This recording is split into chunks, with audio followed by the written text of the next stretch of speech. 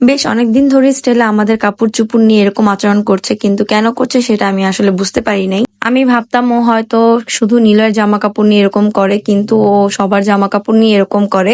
আজকে আমি জামা কাপড় গোছাচ্ছিলাম খাটে, তারপর ও জামা কাপড় গোছানো দেখে উপরে উঠে আসে এবং আমার ওড়না নিয়ে এরকম করতেছিল। তার কিছুক্ষণ পর ও নীলয়ের গেঞ্জি নিয়েও সেম আচরণ করছিল। ও আসলে এটা কেন করে আমি আপনাদের সাথে একটু পরে শেয়ার করছি। প্রথমে ভাবতাম ও শুধু নীলয়ের জামা কাপড় নিয়ে এরকম করে, আর এটার হয়তো কোনো স্পেসিফিক কারণ নাই।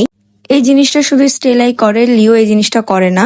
এখন দেখি যে শুধু ও নীলয়ের জামা কাপড় না, ও আমার ছেলের সবার জামা কাপড়ের সাথেই ও এরকম আচরণ করে। কিছুক্ষণ হাত দিয়ে ভাবে ডলাডলি করার পর ও আসলে চাটে, ও স্মেল নেয় জামা কাপড়ের।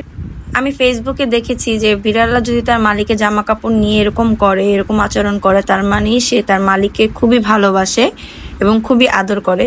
ওরা ওদের আদরটা মুখে বলতে পারে না, তাই ওদের কার্যক্রমে তারা প্রকাশ করে দেয় যে ওরা তাদের মালিককে কত ভালোবাসে।